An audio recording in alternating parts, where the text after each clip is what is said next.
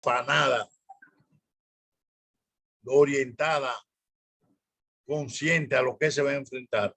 Pero el chico de abajo no le dio el tiempo, preocupado, ya marzo viene ahí, no ha estudiado nada, metido a una irresponsabilidad.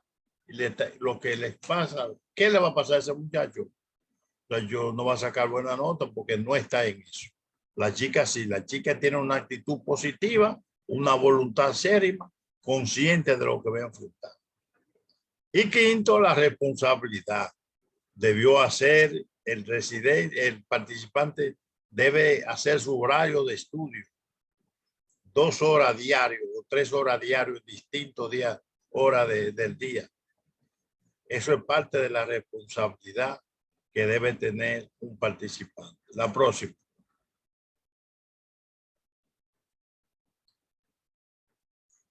La próxima.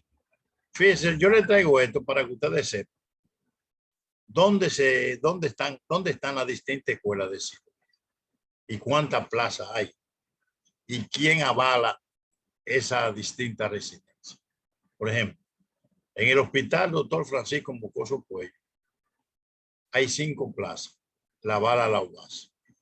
En el Padre Villini hay 6, la UAS también. Hospital Luis Eduardo Aibar, mi hospital, 5, la UAS. Salvador Belgotier, 3 plazas, la UAS. Central de la Fuerza Armada, Hospital Central de la Fuerza Armada, hay 4 plazas. Ramón de Lara, hay 3 plazas. No, agregaron una que fueron 4. La Central del Este, lo que hay es una plaza, no hay 3, es una plaza. Ellos modificaron y redujeron. José Cabral Ibaez de Santiago, 4 plazas. Presidente Ureña, 3 plazas.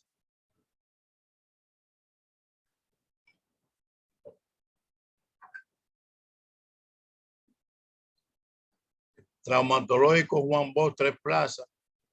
Y la Plaza de la Salud, Hospital Plaza de la Salud, son 2 plazas. El Hospital Metropolitano de Santiago hay 2. Miren, está bien, la próxima. ¿Cuáles son los aspectos que debe saber en cirugía propiamente dicho el participante? Por ejemplo, por la cabeza, la vista. La vista, los ojos, vamos a tener la esclera vulgar. Ahí se produce un signo muy interesante que es la histericia. La histericia es un signo importante que lo produce muchas enfermedades infecciosas, pero lo produce también varias enfermedades quirúrgicas, obstructivas, como es el colédoco lleno de cálculo, la vesícula lleno de cálculo, sea de páncreas. Esas son patologías que hay que poner en cuenta que producen histericia. También las fosas nasales. Debemos ver las fosas nasales. Lo primero que debemos ver son las vibrisas. Las vibrisas son esos vellositos que se encuentran ahí en las fosas nasales en la entrada. Pregunta de examen. Son el primer medio de defensa del aparato respiratorio. Las vibrisas. Luego, la comisura labial.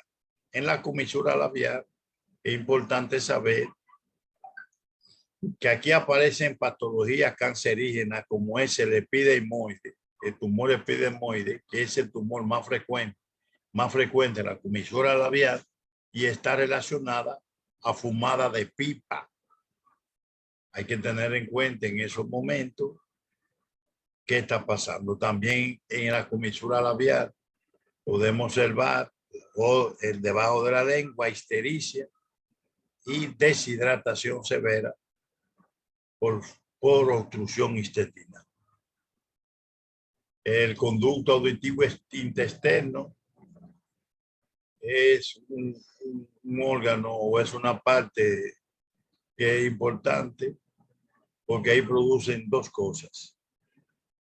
otorragia, que es la salida de pus, y otorrea es la salida de sangre a través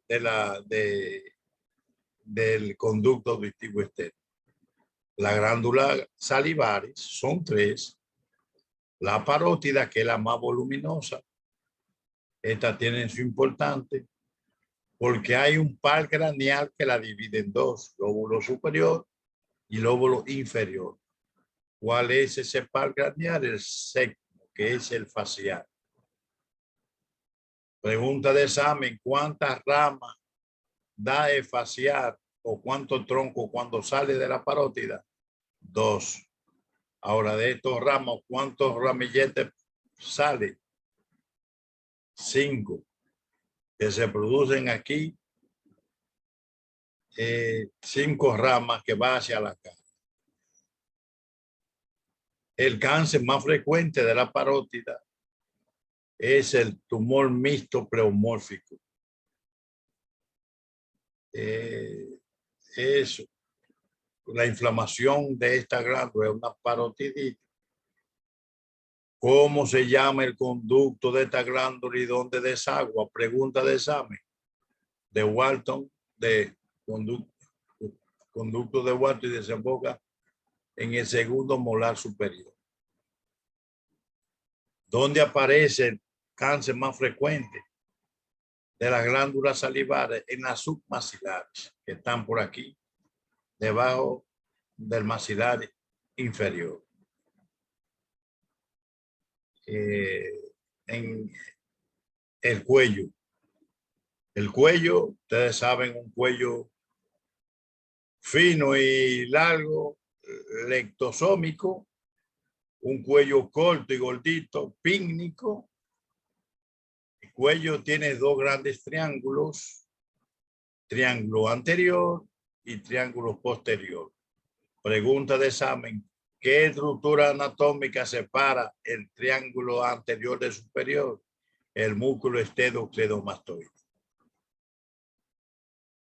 ¿Cuáles son las patologías que se encuentran en la línea media del cuello? O la tiroides, que es la patología más frecuente. Tiene 2 lóbulos y un istmo. Es importante porque las hormonas que segregan T3 y T4, la hormona TSH no lo produce el tiroides, lo produce la hipófisis, y es el control de esta glándula en su producción. Las hormonas que produce, su función es controlar el metabolismo basal. También está en la parte más inferior el quiste tirogroso. El quiste tirogroso no es más la obstrucción del conducto tirogroso, y el contenido de esto es de saliva. También en la parte anterior, en el triángulo anterior, se encuentra la parte lateral, el quiste dermoide. En la parte posterior encontramos en el triángulo el higroma quístico. Pregunta de examen: ¿cuál es el contenido del higroma quístico? Linfa. ¿En cuál aparecen con más frecuencia? Aparece más frecuente en niños escolares. También el paquete vasculonervioso del cuello, la carótida, la yugular interna y el nervio vago. ¿Cuál es el nervio? Es el décimo par craneal, el neumogástrico, también se le llama. ¿Cuáles son, de punto de vista del trauma? El cuello se divide en 3 zonas. Zona 1, que es de la horquilla external y la punta de la clavícula hasta el borde inferior del cartílago cricoide. Zona 2, del borde superior del cartílago cricoide al ángulo del maxilar inferior. Zona 3, del ángulo del maxilar inferior a la base del cráneo. ¿Cuál es la zona que más se lesiona? Es la zona 2.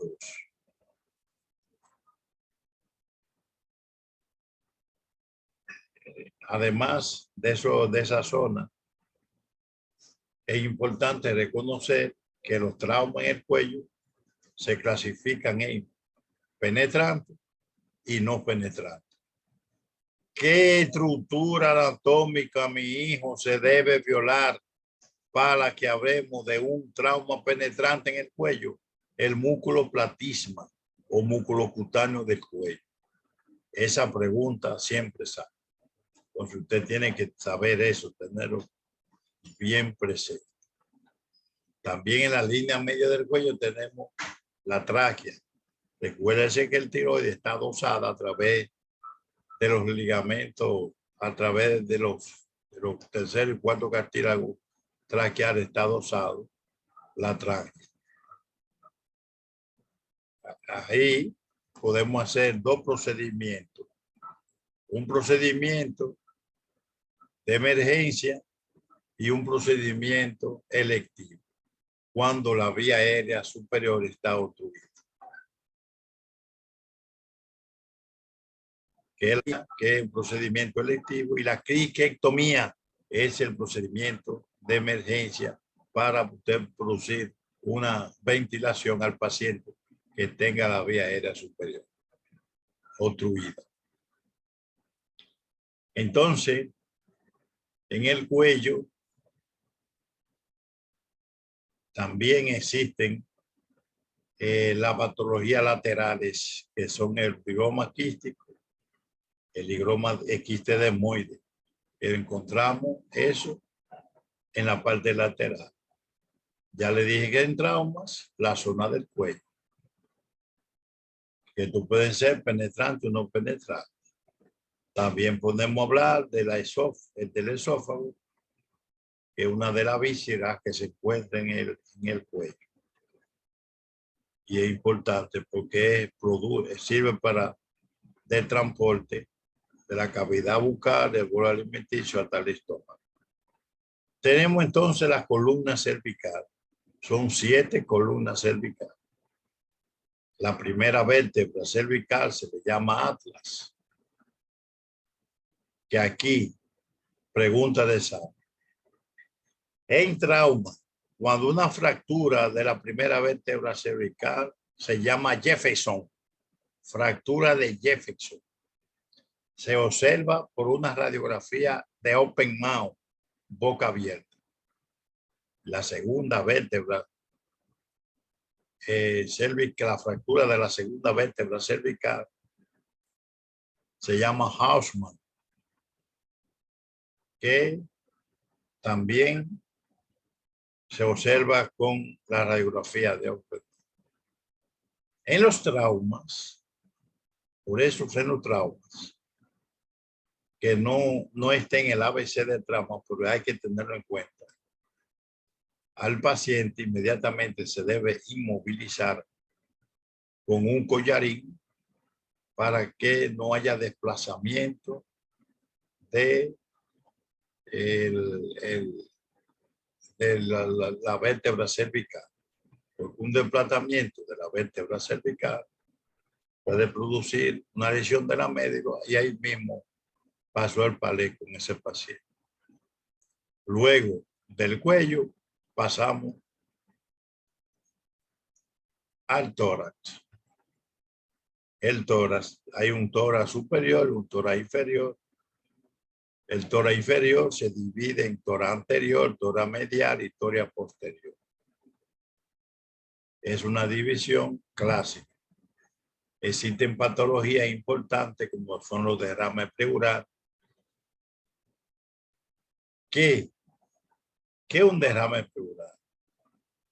Normalmente en el espacio pleural existen 50 cc de líquido que lo maneja de manera normal. Pero cuando este aumenta por cualquier contenido, ya se presenta un derrame pleural. Entonces, según los contenidos, El derrame pleural se clasifica en la siguiente manera. Cuando hay líquido se llama hidrotórax. Líquido, hidrotórax. Cuando hay sangre, hemotórax. Cuando hay sangre, hemotórax. Cuando hay aire, neumotórax. Cuando hay aire, neumotórax. Cuando hay sangre y aire, hemoneumotórax. Cuando hay linfa, quirotórax. Y cuando hay pus, se llama enfisema o piotórax.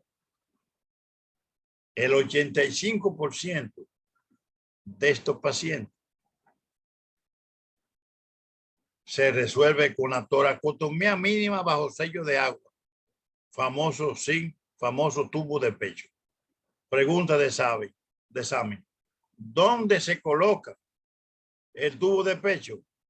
En el quinto espacio intercostal, línea media axilar. Ahí se coloca la toracotomía mínima bajo sello de agua. Primer síntoma cardenal que produce el derrame pleural: dificultad respiratoria. Dificultad respiratoria es el signo más notable y que llama la atención en un derrame pleural. Ya le hablamos del tubo de pecho, que ya le dije dónde se pone. En el mediastino encontramos una entidad que es muy frecuente, que es el timoma. Timoma es una patología que se encuentra en el mediastino y es muy frecuente. También podemos encontrar cánceres, que el 85% de los cánceres en el mediastino es de origen neurogénico. Ahora bien, hay un procedimiento que se hace para saber qué contenido se encuentra en el espacio pleural, que es la toracocentesis. La toracocentesis no es más introducir una jeringa en el séptimo espacio intercostal para saber qué tipo de contenido es que se encuentra ahí. Es diagnóstico y es de comprensión. O sea que la toracocentesis hay que tener en cuenta. ¿Cuál es el medio diagnóstico que usted puede diagnosticar un derrame pleural, además de la clínica y la historia del trauma, ya sea cerrado o abierto? La radiografía simple de todo. ¿Cuál es el estudio de imagen más fidedigno que se encuentra? Es la tomografía. En trauma, cuando hablamos, pregunta de examen, que un trauma de tórax es penetrante o no, cuando se viola la pleura parietal. Cuando está violada la pleura parietal, podemos decir que hubo un trauma penetrante. ¿Cuál es la primera conducta del médico de emergencia ante un trauma de tórax? Cerrar la herida inmediatamente. ¿Por qué se pasa? Porque el tórax maneja una presión negativa. Y como decía un profesor mío, que en paz descanse, Rubén Andújar, el tórax chupa. Y ahí viene el problema del neumotor. Entonces, eso hay que tenerlo bien presente en el estudio que ustedes vayan a manejar. En el tórax encontramos las mamas, las dos mamas, derecha e izquierda, que cuando está voluminosa en el hombre se llama ginecomastia, que responde anteriormente a problemas hormonales, pero siempre aparecen tumoraciones que hay que estudiar. La mama tiene una base que se adosa íntimamente a los pectorales, principalmente pectoral mayor. Tiene una elongación hacia la axila que se llama cola de Spencer. ¿Por qué es importante la cola de Spencer? Porque ahí están las principales cadenas ganglionares de la mama. Y a veces cuando hay patología cancerígena en la mama, aparecen esos ganglios ya tomados. La semiología de la mama, vamos a ver. La semiología de la mama. Hay mama normal, hay mama pequeña, hay mama voluminosa y hay mama bastante voluminosa. Entonces, semiológicamente, ¿dónde se encuentran el 85% de las patologías de la mama? En el cuadrante superexterno. Pregunta de esa. En la mama, los acinos mamarios es la unidad histológica que produce la leche. La mama son órganos especializados para producir leche para lactar al recién nacido, al niño. Porque además de la aureola tiene el pezón. ¿Cuál es, pregunta de examen y no se dejen engañar, mi muchacho? ¿Cuál es el mayor estímulo de la producción de leche? Los labios del niño. Cuando los labios del niño comienzan en el lenguaje llano a chupar, ahí viene la producción. Porque se desencadena la somora y produce leche a través de los acinos mamarios. Los acinos mamarios son las unidades. De ellos sale conducto galactífero. Los conductos galactíferos se unen a los conductos galactóforos y los conductos galactóforos desaguan en el pezón. Existen en la mama patología benigna y patología maligna. Pregunta de examen: ¿cuál es la patología más frecuente benigna de la mama? El quiste, el fibroma quístico. Eso es el más frecuente. ¿Cuál es la patología más frecuente de la mama? Debe diferenciarlo. La mastitis. ¿Cuál es la tumulación más frecuente de la mama benigna? Los quistes mamarios o fibroma quístico. Ahora, ¿cuál es la patología más frecuente de la mama? Es el cáncer ductal infiltrante de la mama. Este cáncer tiene una característica que da un color rojecido focal a este órgano. Produce dolor y la mama se ve deforme. Miren, me voy a detener aquí y le llamo mucho la atención a las mujeres que están participando. Ya el cáncer de mama rebasó el cáncer del cuello uterino. O sea, ya rebasó el cáncer del cuello uterino. Toda mujer tiene que saberse hacerse su autoexamen mamario. Autoexamen mamario. Deben usar la prevención para cualquier tipo de patología. ¿Cómo lo hacen? Levanta los brazos, ambos brazos.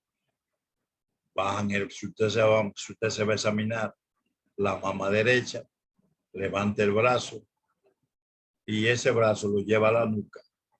Frente al espejo con la otra mano, se examina en la manecilla del reloj, buscando algo siempre.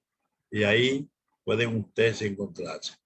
Todo examen de la mama debe oprimir el pezón a ver si bota leche. Porque leche, la presencia de leche o galactorrea, otra sustancia, en edad joven, es alta sospecha de algún tipo de patología en la mama.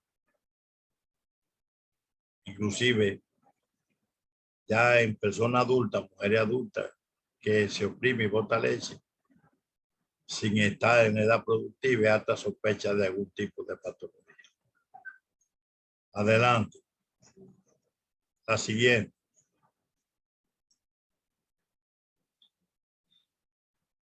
Vamos a ver.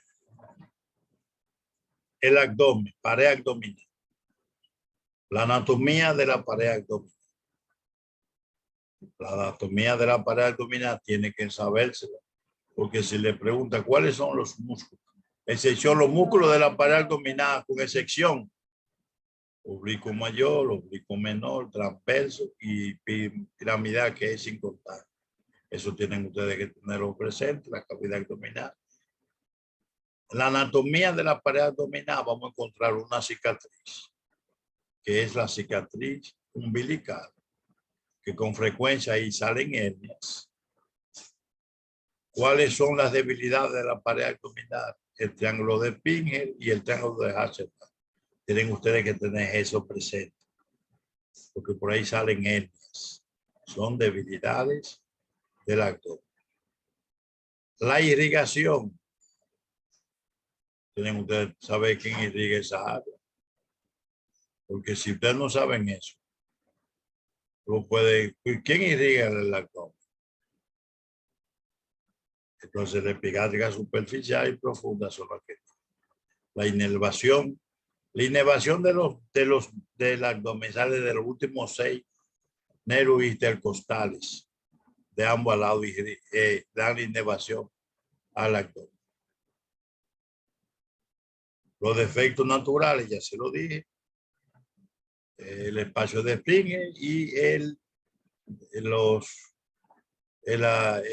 la cicatriz umbilical. Por ahí salen las hernias. Más abajo está la región inguinal. Tienen que saberse el límite de la región inguinal. Recuerden que hay dos regiones inguinales. Una derecha y una izquierda. El límite es el siguiente. Por debajo, piso, ligamento inguinal. Por dentro, el borde interno de la vaina de los rectos. Y por arriba, una línea imaginaria que va desde la dos espinacas ilíaca ante lo superior. Ahí está el límite. Aquí vamos a encontrar un triángulo dentro de este mismo triángulo, claro, yo inguinal. El triángulo de Hasselbalch. El 85% de las hernias salen por ahí. Y lo único que varía de los límites es los vasos epigástricos profundos que produce el techo de ese triángulo. Las hernias inguinales son importantes porque son muy frecuentes. Son muy frecuentes. Miren, desde el punto de vista quirúrgico, las hernias pueden ser dos. Las directas y las indirectas. La directa sale a través de los orificios superficiales y profundos. Las indirectas, y es la única hernia que baja el escroto. No existen, mis hijos, las hernias escrotales, sino las hernias inguinoescrotales. Entonces, las hernias directas son aquellos que salen a través del piso del conducto inguinal. ¿Quién forma el piso del conducto inguinal? La fascia transversalis. La fascia transversal. Por eso es que existen en las distintas técnicas de reparación de la hernia. Semiológicamente, ¿cómo se llama la reparación de una hernia? Herniorrafia. ¿Cómo se llama cuando se usa malla modernamente? Hernioplastía. Eso téngalo en cuenta. ¿Quién pasa por el conducto inguinal en el hombre? Cordón espermático. En la mujer, ligamento redondo. Recuérdense que el ligamento redondo de la mujer va desde el borde lateral superior del útero hacia los labios mayores de la mujer. Se sostienen ahí. Este ligamento forma parte de la estructura de los labios mayores. Esta hernia se repara con sus distintas técnicas. ¿Cuál es la técnica más usada en la actualidad? Modernamente se está usando la técnica de la paroscopía, de reparación por la paroscopía. Pero históricamente las hernias se reparan desde el punto de vista anatómico con dos estructuras, principalmente el ligamento inguinal y el arco aponeurótico del transverso. Son las dos estructuras que principalmente se pueden usar más estructuras que se usan para hacer una herniorrafia. Bien. Miren, esto de hernia es muy amplio porque es una patología que dice que es el pan nuestro del cirujano. Pero cuando una hernia se complica, cuando una hernia se complica es una pregunta que le puede hacer. Cuando se encarcera, porque la estructura anatómica de una hernia tiene un saco, un anillo y un contenido. Entonces, cuando hay una estructura abdominal que se adentra en el saco y no puede regresar a la cavidad abdominal, esa estructura, estamos hablando de una hernia intrangulada. Aparece dolor y aparece molestia. Ahora, cuando una hernia está estrangulada, cuando aparece taquicardia, aparece fiebre. Ya hay compromiso, ya hay necrosis de tejido y ahí es una emergencia absoluta que hay que operar a ese paciente porque tiene una estrangulación. Y esos son signos de isquemia. El dolor soportable y la fiebre y la taquicardia son dolores de órganos con isquemia. Entonces, las hernias son importantes porque ¿qué tipo de hernia? Una pregunta que sale. ¿Qué tipo de hernia solamente absoluto sale en la mujer con mayor frecuencia? Bueno, las hernias femorales. Cuando aparece, es más frecuente en la mujer. Esto sale a través del anillo femoral. Es una hernia que hay que tener cuidado porque sale a través del agujero femoral, donde va la arteria femoral.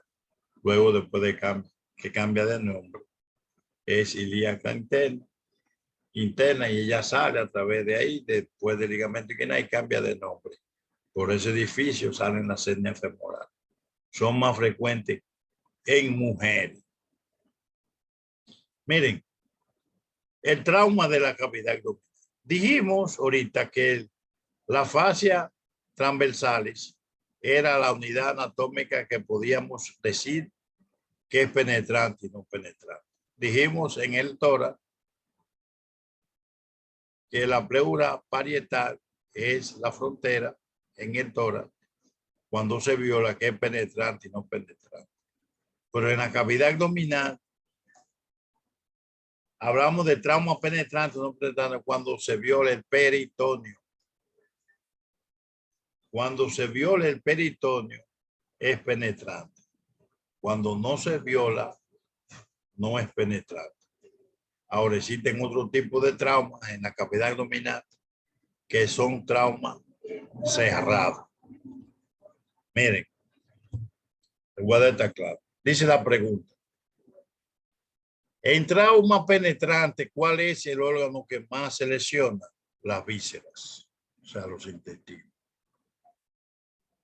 Luego el hígado y luego el hígado segundo y el hígado va del tercero.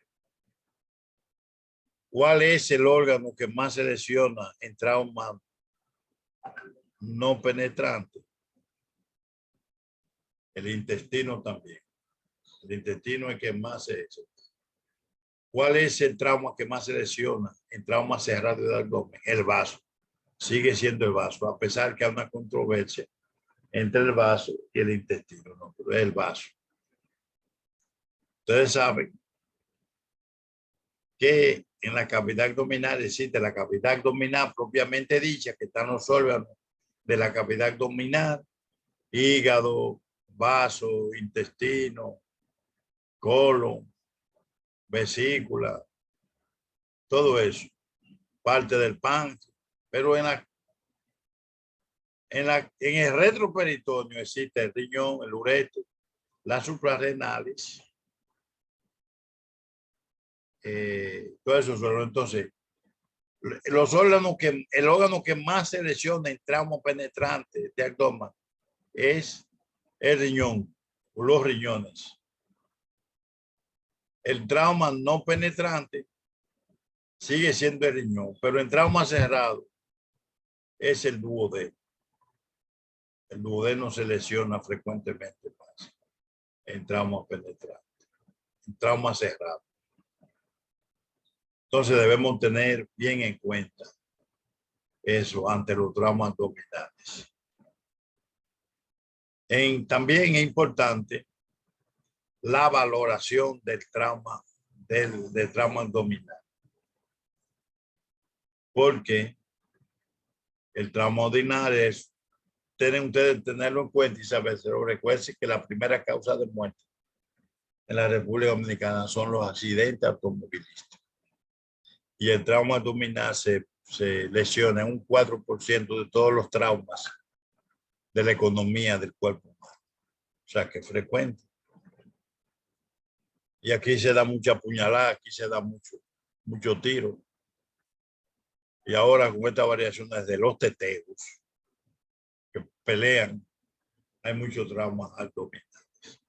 Así como yo le dije que el tórax tiene una presión positiva y chupa, el abdomen tiene una presión negativa y saca órganos antes cuando se lesiona. Entonces, todo eso hay que tenerlo en cuenta. Hay una entidad que ustedes tienen que estar claros en eso, que es el abdomen agudo. El abdomen agudo, en su definición, no es más un conjunto de signos y síntomas en la cual se encuentra la cavidad abdominal, pero la cual el signo más prominente es el dolor. El dolor. Y existen dos tipos de abdomen. Un abdomen agudo quirúrgico, que es aquel que se resuelve solo en el quirófano, y un abdomen agudo clínico, también se le llama ilioparalítico, que se resuelve a las 48 horas con una buena hidratación. Ahora, el abdomen agudo quirúrgico tiene 5 variaciones, dependiendo del tipo del origen que lo produce. Número 1, perforativo, cuando se perfora una víscera. Isquémico, cuando hay isquemia o necrosis del intestino. Infeccioso, por ejemplo, cuando hay una apendicitis. Hemorrágico, cuando una úlcera gástrica sangra. Esos son los tipos por su origen de abdomen agudo quirúrgico y sus variaciones. El abdomen agudo, por eso nosotros decimos cuando damos clase, que es una caja de Pandora, porque usted no sabe qué va a encontrar. Puede encontrar cualquier cosa. Puede encontrar cualquier cosa. Y a veces usted no puede, y a veces usted no encuentra nada. Que hay la laparotomía blanca. Pero hay que tener presente ese abdomen agudo. Entonces miren aquí, el abdomen agudo quirúrgico. ¿Cuáles son las patologías que producen un abdomen agudo quirúrgico? Apendicitis aguda. Pregunta de examen. ¿Es la patología que es más frecuente que se produce en el abdomen? Es la cirugía más frecuente que se produce en el abdomen. La apendicitis aguda tiene un inicio insidioso que aparece una tríada. Comienza el dolor, comienza en el epigastrio, baja a la cicatriz umbilical y se hace somático en fosa ilíaca derecha. Eso se llama tríada migratoria de Cochet. En varios exámenes han visto esa pregunta, pues ya ustedes lo tienen. ¿Cuáles son los signos cardenales en una apendicitis aguda? Anorexia, dolor en fosa ilíaca derecha y náusea. Los otros síntomas puede parecer vómito, puede aparecer todo, pero esos son síntomas que son ahí, reyes ante la apendicitis aguda. Es más frecuente en edad escolar, aunque pueda aparecer también en cualquier edad, pero es más frecuente en edad escolar. Es una patología que hay que ponerle atención porque se le puede complicar a un paciente de muerte con una apendicitis aguda. La etiología de la apendicitis aguda es la siguiente. En primer lugar, hipertrofia del sistema linfático. Entonces, eso te da, es lo más frecuente. Después están los cuerpos extraños, lombrices, semillas.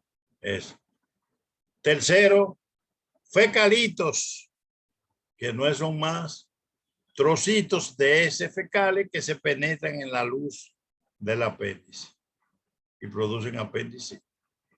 Y tercero, cánceres. Pregunta de examen: ¿en qué por ciento aparecen el cáncer en la apendicitis? En un 1%. ¿Y quién aparece? Un adenocarcinoma. Es lo moderno. Aparece un adenocarcinoma. Antes era otra entidad, pero ahora es un adenocarcinoma. ¿Cuáles son las etapas de la apendicitis? Primero, focal aguda. Aquí hay obstrucción del tejido linfoide. Segundo, supurativa. Aquí hay obstrucción del sistema venoso. Tercero, estas dos entidades son apendicitis no complicadas. Pero cuando ese proceso continúa, aparecen las dos entidades que son complicadas, como es la gangrenosa, que se obstruye la arteria. Ahí comienza la necrosarse el órgano. Y por último es la perforada, que ahí está eminentemente complicada porque el contenido del apéndice, contenido puro lento, pasa a la cavidad abdominal y ahí se complica. La complicación más grave de la apendicitis periflebitis, inflamación de la vena porta. El procedimiento de extirpar la apendicitis se llama apendicectomía. El procedimiento quirúrgico más frecuente es una incisión de Rockefeller. Eso es del apéndice. ¿Cuáles son los síntomas o signos abdominales más frecuentes que aparecen en una apendicitis. Signo de Roxin. Signo de Roxin. Usted oprime fosa ilíaca izquierda y el dolor aparece en fosa ilíaca derecha por la transmisión, por el traslado del aire en la cavidad, dentro del intestino. Signo de tijerina. Usted oprime la fosa ilíaca derecha y siente dolor. Signo de Bloomberg. Usted oprime fosa ilíaca derecha profunda y usted floja y el paciente brinca para arriba. Signo de Candelier. Usted en el tacto rectal, usted mueve el cuello uterino hacia la derecha y la paciente siente dolor. Signo de Martin. Usted toma los testículos y lo extrae, lo ala un poquito hacia abajo y el paciente brinca de dolor en los pacientes masculinos. Eso es sobre, a grosso modo, la apendicitis, porque recuérdense que ustedes van a seguir profundizando y estudiando la apendicitis. Pero eso es lo que la base fundamental para que ustedes se estimulen y aprendan que ustedes tienen que aprender. Mis hijos, ustedes no pueden a un examen, miren, ustedes no pueden a un examen sin aprenderse la apendicitis, porque recuérdense que la primera causa que se opera un abdomen. Entonces, con esa entidad no jueguen, tienen que ustedes comerse la apendicitis para que vayan bien preparados a ese examen. Luego hay otra entidad que es la obstrucción intestinal. La obstrucción intestinal no es más que es la cese de material del contenido dentro del intestino por algo, por un bloqueo de algo, que su origen lo vamos a ver. Eso es obstrucción. Obstrucción intestinal es que algo obstruye que el contenido gastrointestinal no avance. Entonces, la obstrucción intestinal, ¿cuáles son los síntomas que produce? Náusea con vómito.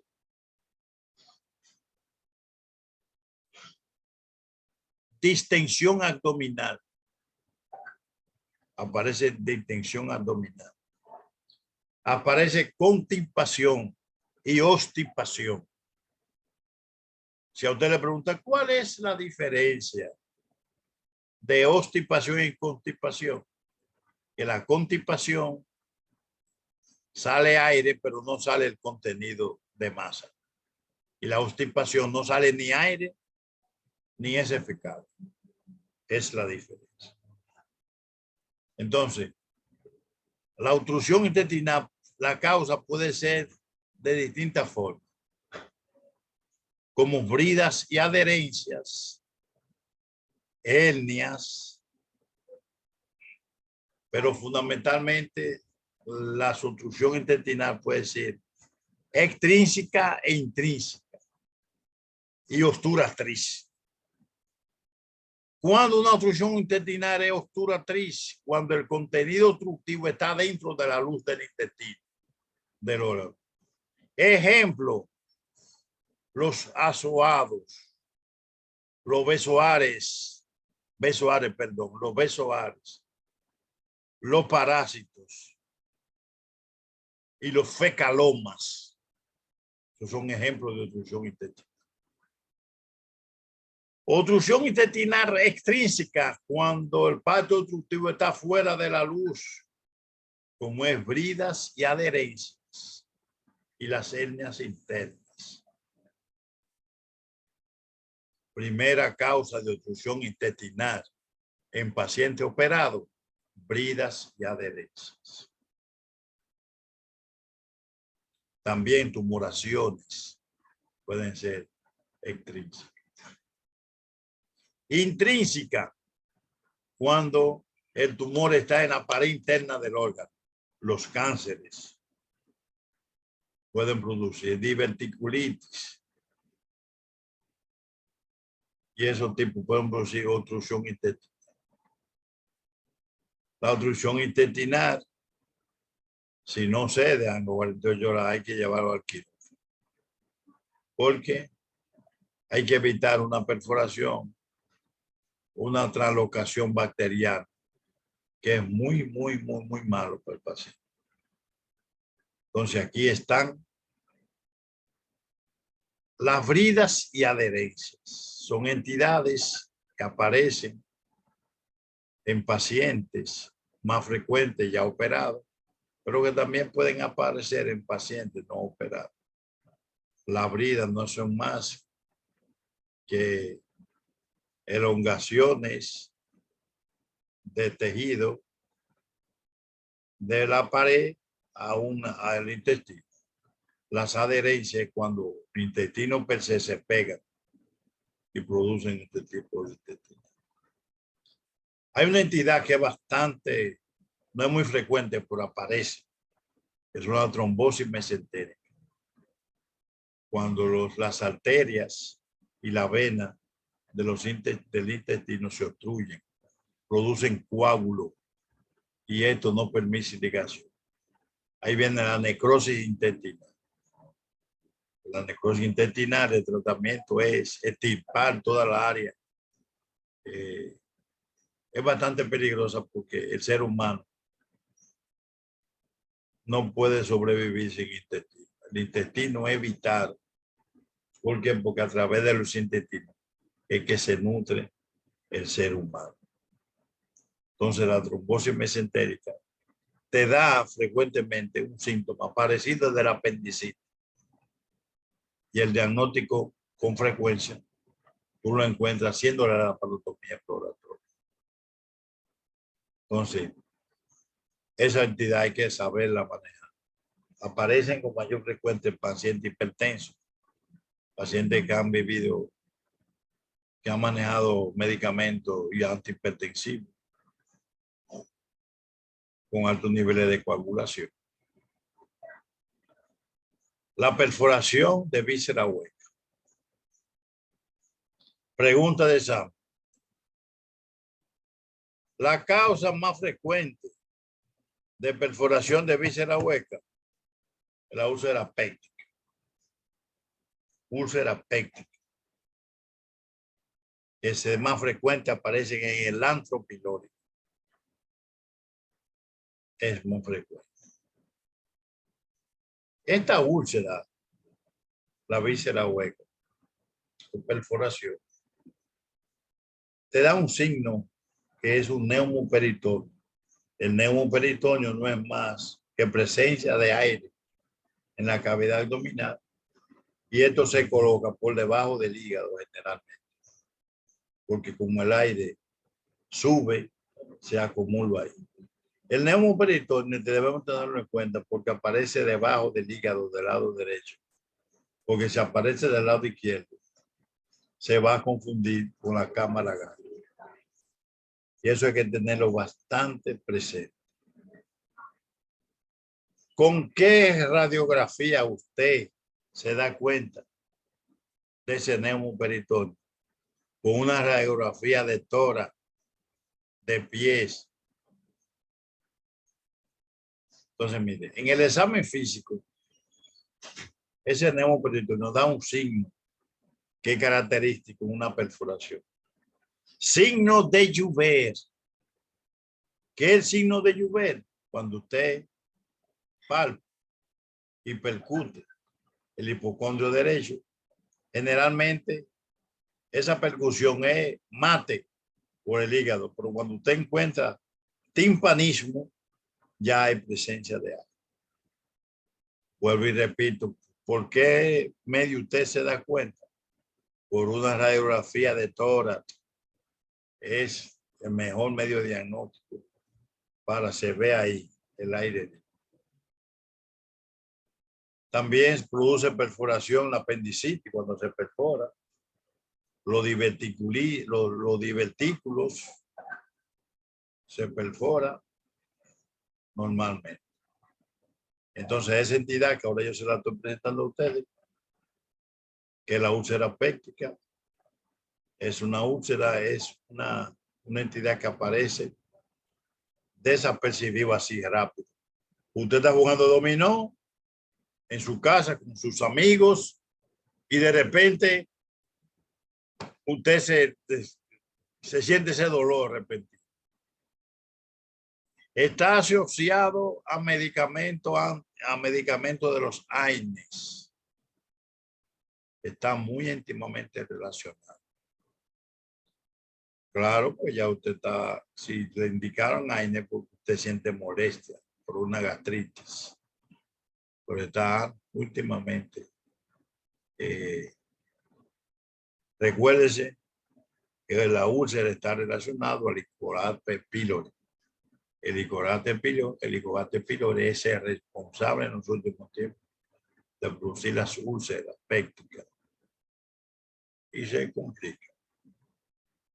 La úlcera péptica desde el punto de vista quirúrgico tiene 4 etapas. Cuando se perfora, cuando sangra, cuando produce obstrucción intestinal, que está la estenosis pilórica, y cuando se produce intratabilidad de los medicamentos. Esas son las cuatro formas que cuando la úlcera péptica se debe operar. De esas 4 formas. Puede salirle un execto ahí y ponerle estas 4 formas y ponerle un execto. Pero el Helicobacter pylori es el responsable absoluto en los últimos tiempos de esas úlceras. Puede ser un vólvulo. Generalmente el vólvulo intestinal se ve en el colon, que no es más cuando el intestino rota en un eje propio del mismo, del mismo intestino. Es más frecuente en el colon sigmoide. Es más frecuente en el colon sigmoide, se ve en ancianos y produce un cuadro de obstrucción intestinal bastante grosero. Nos damos cuenta con vólvulo porque el abdomen se ve deformado, no se ve simétrico. Y el paciente presenta no constipación, sino obstipación, ni evacua ni tira flaco. Con frecuencia el vólvulo se puede resolver por un tacto rectal, si es bajo, cosas, pero generalmente el paciente hay que llevarlo al quirófano. Lo más frecuente del vólvulo es que aparece en edad avanzada y es un tipo de obstrucción intestinal. La invaginación o intusección se ve como mayor frecuente en niños, que no es más cuando el intestino se traga el propio intestino. Cuando la parte distal sobrepasa la parte proximal, cuando la parte próxima se adentra la parte distal, ahí se produce una invaginación. Como le dije, más frecuente en niños y con mayor frecuencia es en el colon, también se ven en el yeyuno ilio, ese tipo de invaginación. Los divertículos. Hay divertículos o diverticulosis. La diverticulitis es cuando un divertículo se inflama. Que no es más que elongación del colon hacia la luz. Hay divertículo falso y divertículo verdadero. Cuando divertículo es falso, verdadero, cuando tiene todas las capas. Falso, cuando tiene algunas capas del intestino. Cuando hay una diverticulitis, cuando algo se mete en el divertículo que produce una inflamación. Ahora, cuando hay una diverticulosis, cuando el colon está lleno de divertículos, cuando aparecen más de 10 divertículos en el colon, ya podemos hablar de diverticulosis. Hay diverticulosis de heredo familiar, que es la más soberbia. y esto produce mucha infección. La diverticulitis por perforación es muy peligrosa. Como parece generalmente en edad avanzada, el paciente no se da cuenta de eso y confunde este diagnóstico. Cuando uno va a cirugía aparece la cavidad llena de pus. Pero eso es muy frecuente. Los pólipos no es más que la elongación hacia la luz del órgano. ¿Cuál es el problema del pólipo? Que es premaligno. Se puede extirpar por endoscopía, pero hay que mandarlo a biopsia. ¿Cuántos tipos de pólipo hay? Pólipo de base ancha, los exiles están relacionados a los carcinomas. Y los pólipos pediculados, eso generalmente no son malignos, pero en sentido general los pólipos son premalignos. Pueden aparecer en el colon, pueden aparecer en todo el tracto digestivo, puede aparecer el pólipo. En estómago. Cuando una persona tiene un pólipo hay que darle seguimiento, porque como se le maligniza, hay que tenerlo bien presente. Eso. Entonces, existe una entidad que se llama, le pueden preguntar, irritación peritonea. ¿Cuándo hay irritación peritoneal? Cuando hay una peritonitis. La peritonitis puede ser primaria y secundaria. Cuando un abdomen agudo se convierte, pregunta de examen. Cuando un abdomen agudo se convierte en emergencia, cuando hay una peritonitis, irritación peritoneal. Si esta peritonitis se avanza, se produce abdomen en tabla, que no es más un medio de defensa de los músculos abdominales ante una agresión. Eso es importante que ustedes tienen que tener eso en cuenta, la peritonitis. Continúa.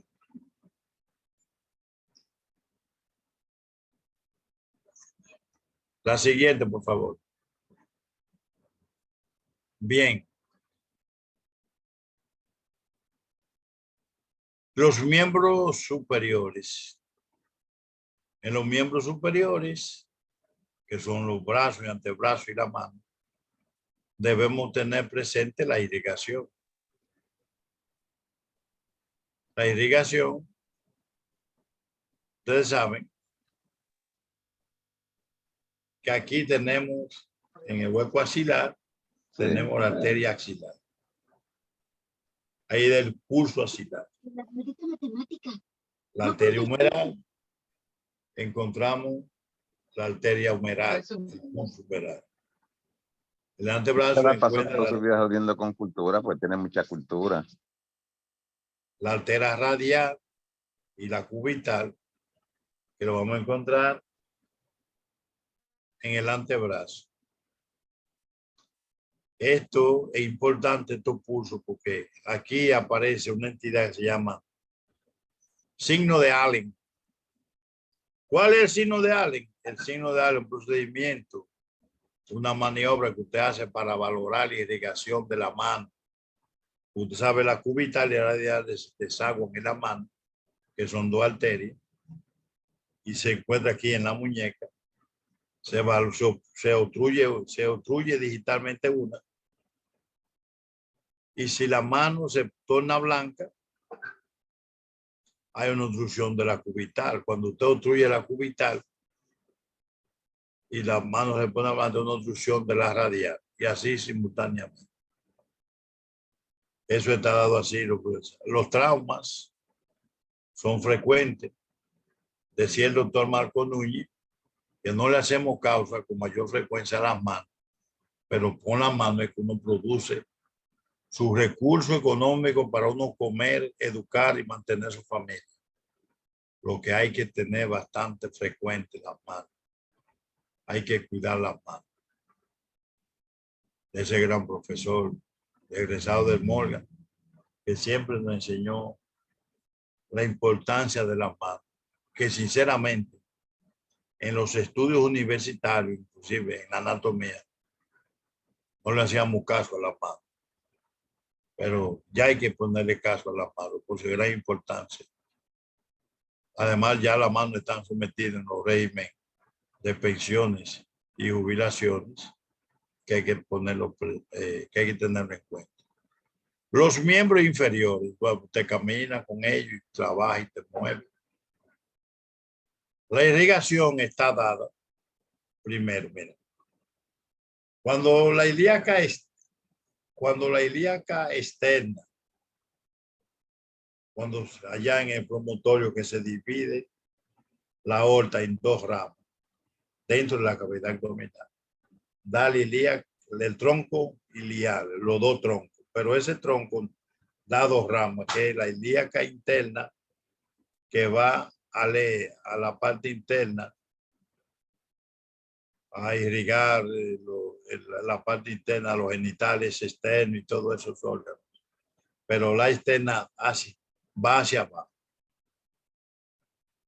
Cuando la ilíaca externa cambia de nombre en la región inguinal, cuando pasa el anillo inguinal, ya entonces se llama femoral. Ahí aparece el primer pulso femoral. Esto es importante porque en los traumas de los miembros inferiores a usted lo mandan a investigar las 5P. Y los pulsos juegan un papel importante en los 5P. Entonces el pulso femoral, usted lo va a conseguir ahí, casi en la cara anterointerna del muslo, aparece el femoral. Esa arteria da 6 ramas y va hacia abajo. En el anillo del tercer aproximador cambia la femoral y se llama poplitea. Pregunta de examen: ¿cuándo la arteria femoral cambia de nombre? ¿Qué estructura anatómica? En el anillo del tercer aproximador. Entonces él se mete en el hueco popliteo y ahí aparece el hueco popliteo. Importante. Ahí, entonces. La arteria poplitea sale del hueco popliteo. Y cuando cruza el anillo del sóleo, ahí da un tronco tibio peroneo. Entonces el anillo del sóleo, estructura anatómica que la poplitea cambia de nombre en el anillo del sóleo. Entonces ahí da dos ramas. La tibia posterior, que es un gran tronco, va hacia abajo. Y la arteria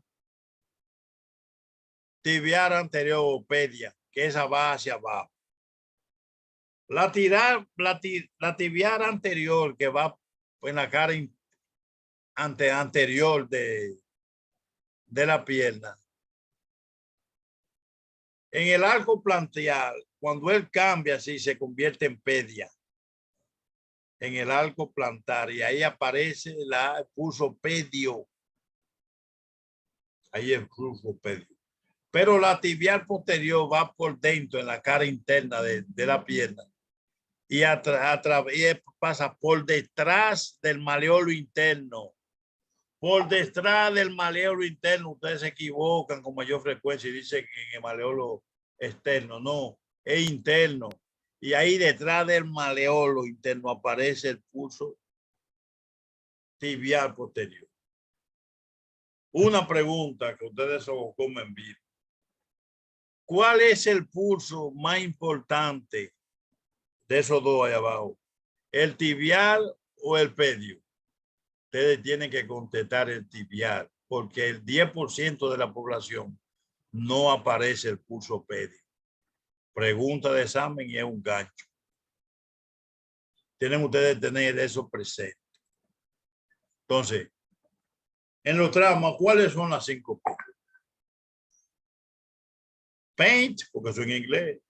Paint, qué dolor. Parálisis, parestesia, palidez y push, que es el push. Y a un sexto que por quilotemia, que es la disminución, que es la variación de la temperatura del miembro. Esto debemos tenerlo en cuenta, la irrigación. Pero el miembro tiene 4 sistemas venosos, mis hijos. El miembro inferior, que está representado de la siguiente manera. Superficial está la safena. Safena superior y safena inferior. Están los vasos comunicantes que comunican al sistema venoso profundo que está representado por la vena femoral, así como con el mismo nombre de la cosa. Y está el sistema de las válvulas. El sistema de las válvulas es bastante importante porque el sistema de las válvulas es cuando usted camina, usted sabe que las venas regresan sangre. Entonces, para que la sangre no tenga un retorno, cuando usted está caminando y ese flujo a través de los gemelos que oprimen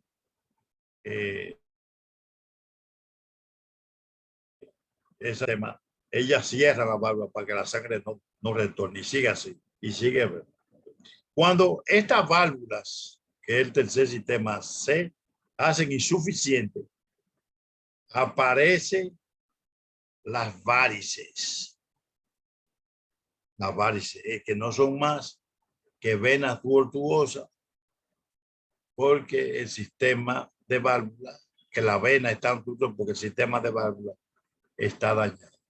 Y aparecen las varices, tanto superior, que aparece en el muslo, como la válvula, como en la pierna, que es donde aparecen con mayor frecuencia las varices. Repito, la varices no es más que fluctuaciones del sistema venoso por el daño de las válvulas. Miren, señores, el mejor tratamiento que puede dársela a la varices son las medias de compresión, precision support. Uno lo operan, dan láser, no son, porque eso hay que controlarlo así. Entonces, finalmente, los miembros superiores son superiores como inferiores. Son víctimas de los traumas. Ya yo le dije que los traumas se valoran las 5 P. Las 5 P y se producen las inmovilizaciones que juegan un papel importante. Hasta aquí nuestra conferencia. Esperamos que nuestro aporte les sirva para algo y estamos abiertos a cualquier tipo de preguntas. Bueno, muchísimas gracias, doctor Liria. Definitivamente una gran conferencia. Tú eres un gran disertante. Imagínate que resumir en 1 hora y 15 minutos prácticamente todo el conocimiento que necesita un compañero de esos participantes para terciar en el próximo ENUR. Vamos, como nos ha cogido, como la conferencia se dilató un poquito, porque valió la pena, vamos a permitir no más de 10 preguntas. Si es que la hay, pero fuiste muy extenso. ¿Y cómo es, Soto? Déjame piropiar ese hombre. Excelente. Tú sabes lo que tú haces, una recopilación de prácticamente toda la cirugía general en 1 hora y pico. El doctor está fuera de liga. Usted es una estrella de México. Eso explica por qué Liria ha sido el coordinador por excelencia de Una la estrella. Tú eres residencia mi de hermano. cirugía. Usted es una estrella de médico. Gracias, Soto, aprendiendo de ti, que tú eres el sol de nosotros.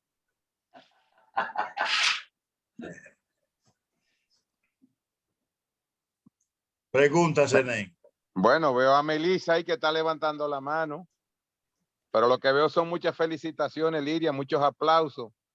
Sí, sí, gracias a esos muchachos. Zenén, dile a esos muchachos que en nombre del colegio médico y Soto, nosotros siempre entrevistamos allá en la residencia, que cualquier cosa me piquen un ojo y le ayudamos, porque aquí hay que ayudar a estos muchachos. Los hombres grandes son Dice alguien así. que no tocaste páncreas. Porque tú, óyeme, el páncreas, lo único que es quirúrgico es cuando es necrotizante. Pero el páncreas no se opera, se dentro del páncreas. Cuando se opera es por cáncer o es cuando es hemorrágico. Perfecto. Bueno, Pero no vemos preguntas. Soto, ¿quiere agregar algo? No, imagínense, el doctor es una superestrella. ¿Qué uno le va a decir? Wellington, Soto, que que vale necesito la hablar pena. contigo, ¿oíste? Está bien. Esa conferencia va a estar colocada en el canal de YouTube de nuestro ENUR Colegio Médico Dominicano para que ustedes puedan disfrutarla. Soto me pidió que repitamos la de pediatría. Mira, Zenén, una pregunta importante. Melissa dice que en trauma penetrante lo que más se lesiona ya es la víscera, no es el hígado, y ella tiene razón. Es la víscera o el intestino delgado, es lo que más se lesiona. Y en tercer lugar está el hígado y en segundo está el estómago. Doctor, Okay. la cirugía de Whipple en cáncer de páncreas, ¿qué usted puede decir sobre eso? Mira, hice una ayer casualmente. Oh, Es una gran cirugía. El problema es que Soto, como tú sabes, tiene una alta mortalidad, un 85%. Sangra mucho, pero se está haciendo con más frecuencia, porque eso lo aprendimos en España, que no sangre mucho. Aquí los cánceres de páncreas aparecen y se resuelve con ese procedimiento, como tú dices, pero se hace. Pero el problema es que la mortalidad es muy alta. pero es una mortalidad muy alta porque todavía no hemos afinado el TIN, o es que es una mortalidad muy alta per se, porque yo mi papá Es lo... per se, pero por ejemplo, tú sabes que hay que decirlo. Diomar ha creado una técnica que yo la estoy imitando. Diomar Figueroa de la Plaza de la Salud. Ajá, Que la sobrevivencia está mejorando la sobrevivencia. ok. Sí. Zenén, un adendum. Cuando yo te planteé lo de pediatría, era en el sentido de que ayer la doctora hizo como una revisión del temario, de lo que ellos deben estudiar. Pero lo ideal sería como que también apareciera un individuo así como Liria, que hiciera un resumen, es difícil en medicina clínica, de capítulos importantes, así mismo como él hizo un panorama y nada, lo presentara en más o menos un tiempo prudente. Bueno, vamos a ver, falta medicina interna. La conferencia del doctor Liria y la que se dio de pediatría, no obstante, la vamos a estar colocando mañana, porque mañana no hay conferencia. Yo le voy a pedir a Wellington que la pase la dosis si es posible. El lunes tenemos a la doctora Natividad Díaz, jefa de enseñanza del Instituto Dominicano de Cardiología. Ella va a disertar con la conferencia para hacer una buena entrevista en el contexto del examen nacional unificado de residencia médica. Posiblemente esa noche la presentadora de ella va a ser la doctora Ileana Ureña, que son compañeras. Bueno, entonces, Zenén, dime, compañero. Mira, a mí me salen dos preguntas importantes. Por ejemplo, la fractura de Jefferson en la primera vértebra cervical. Eso hay que inmovilizarla directamente con clavo. Y la otra es la acción con más frecuencia en tora es la fractura de una costilla. Y se trata con analgésico y reposo. Ya eso es lo que veo. Bueno, no hay más preguntas.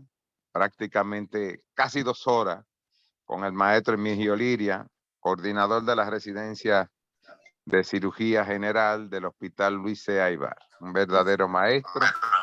Mañana vamos a repetir esta conferencia para todos los que no tuvieron la noche de hoy o aquellos que estando quieran reforzar sus conocimientos. Muchísimas gracias, compañeros, por habernos acompañado. Reiteramos la gracia al doctor Liria, al doctor Jorge Soto y a nuestro querido Wellington Melo, que es nuestro Community Manager. Será pues hasta mañana, queridos amigos, en este NUR 2022 por el Colegio Médico Dominicano. Gracias, Enen.